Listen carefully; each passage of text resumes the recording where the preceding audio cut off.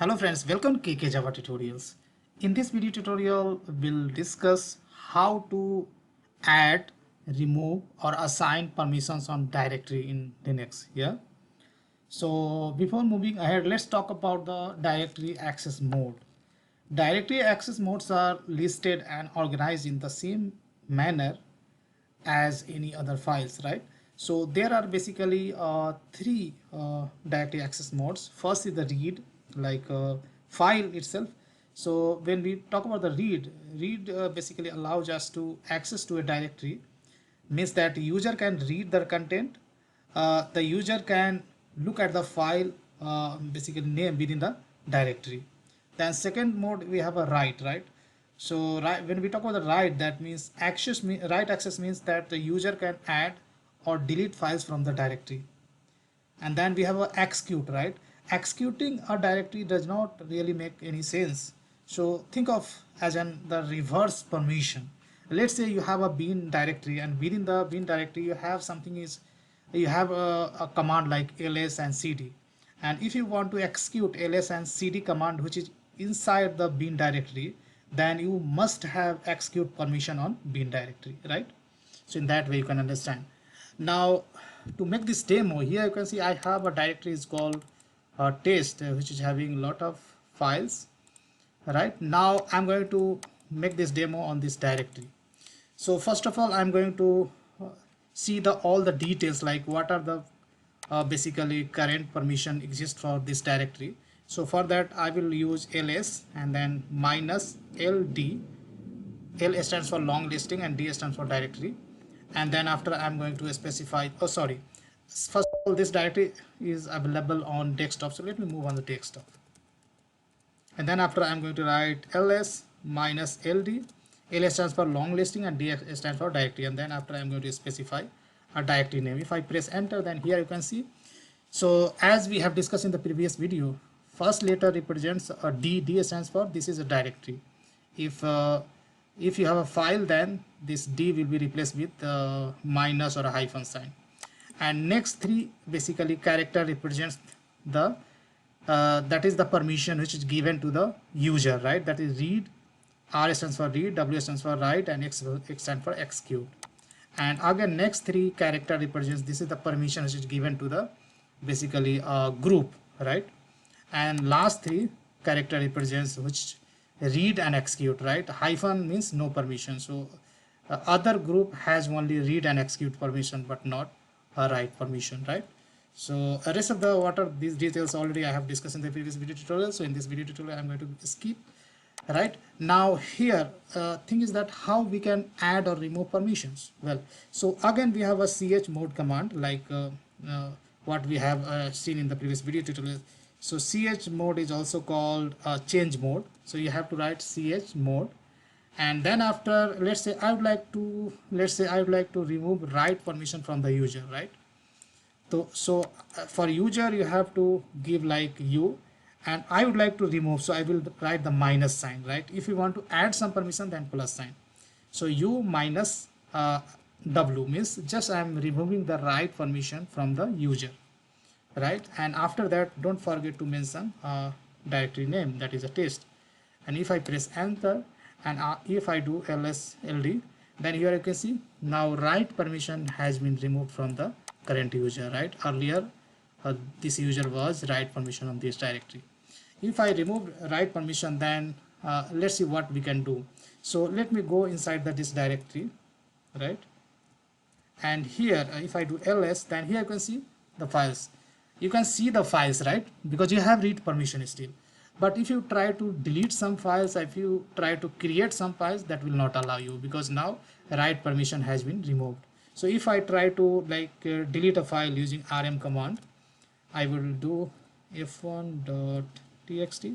If I try to remove, then here you can see permission denies is coming because I do not have write permission. Similarly, let's say if you try to create some file using touch command, here I'm going to create a touch command, and here I'm going to give something txt, then this will completely deny it because I do not have write permission. Now again I'm go back and provide the write permission to the user, right? So here to add the permission you have to use plus sign. So just I'm adding this permission back to the user, right? So here first of all I have to go back one step back, and then I need to issue this command, right? And if I do ls minus ld and directory name, then here you can see again write permission has given back, right? So if write permission you have, then if I go inside this, right, and if I try to remove like one file rm dot, let's say first of all let me do ls. So here let's say I would like to delete this file f1.txt. so I'm going to use command rm and then f1.txt, and if I press enter, then file has been removed. You can check by ls. So now f1.txt is not existing at all, right? So and even if you try to create some file, easily you can create using touch command or other command. Yeah.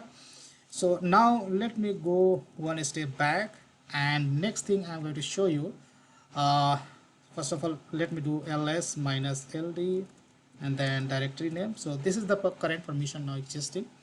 Let's say I would like to add some permission, right? So here let's say I would like to, okay, so now we talked about the write permission. Let's talk about now read permission, right? So if I revoke some read permission from the user, so here just I am focusing how to remove or add some permission in the single thing user, but same apply for the group and as well as other user you can apply, right? So here let's say I'm going to write chmod, and here let's say I'm going to revoke read permission from the user, right? So u means user and minus r means just I'm revoking permission or removing permission from the test directory, right? So okay, there is a spell out, there is spelling mistake, chmod, right? Sorry.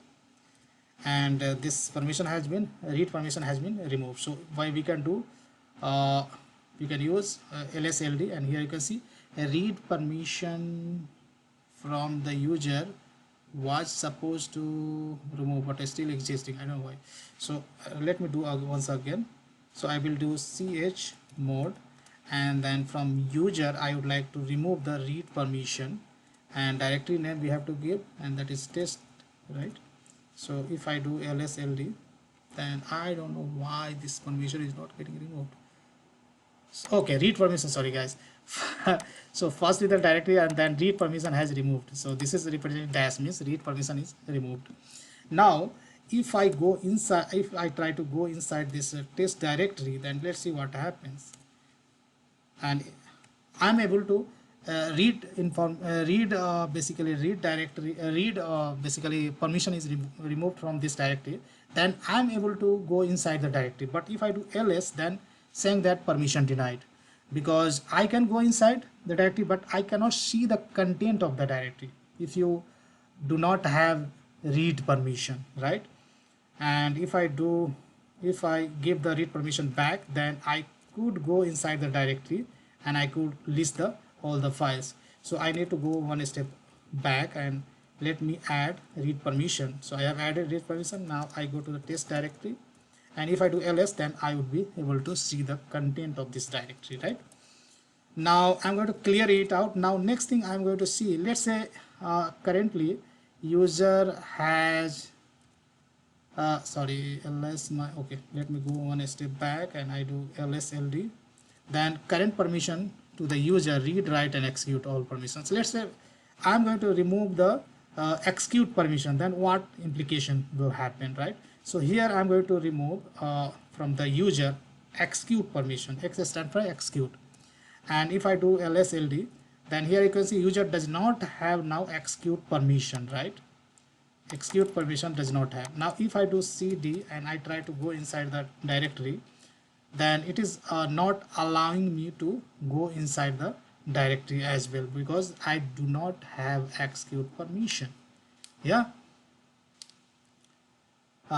So even I cannot perform any action on the directory itself, because directory I do not have execute permission on directory, so I cannot even do this execution cd.test, right? So let's give me back this basically permission, execute permission, and once I give the execute permission, then I should be able to go inside the directory. I should execute any command, right? So I hope you understood. Now I'm going to talk about, let me go one step back, and I would like to talk about here. I have used plus sign to add some permission, minus sign to remove some permission. Apart from that, you can use, let's say I'll do this lsld so that I can show you current permission existing for the user and group as well as other users, right? So as I talked, first three characters, first character represents, so this is directory D, and next three character represents, this is the permission to the user, next three character represent the permission to the group, and last three character represent the permission to the group. So group right now does not have write permission, but group has a read as well as execute permission. Now I'm going to change the permission, this permission for let's say for group I would like to assign only read permission. Then I will use chmod, and here I am going to use basically for other you have O, and here I am going to use equal to sign, and here equal to sign I am going to assign simply R, and I will give the directory name. So if I use equal to sign, that means this entire stuff is going to replace the entire stuff. So now other will have only read permission, right? If I press enter and if I do lsld, then here you can see other user has only write permission, right? Apart from that, of course, you can use add or remove or assign multiple multiple permission at a time. Like for user I can assign like something like that, like let's say I'm going to assign to the user now user already read, write and execute permission. Let's say for group GSN, for group I'm going to assign, let's say read and write, but execute permission I don't want to give to the user. And for other read and write permission I'm going to give, right? So more than one permissions also you can assign and separated with a comma. Even you can use for adding or removing also you can do at a time and separate with a comma. Now if I press enter and if I do lsld, then here you can see now group must have only read and write but does not have execute permission, and other user have read and write permission, and group has also read and write permission only, right? So in that way you can change the permission for a group, other user as well as user at a time in one command itself, right? So guys, that's all I wanted to discuss in this video tutorial. I hope you enjoyed this video, guys. Big thank you for watching this video. If you did not subscribe JavaTutorials, then please go ahead and subscribe it. Thank you so much for watching this video.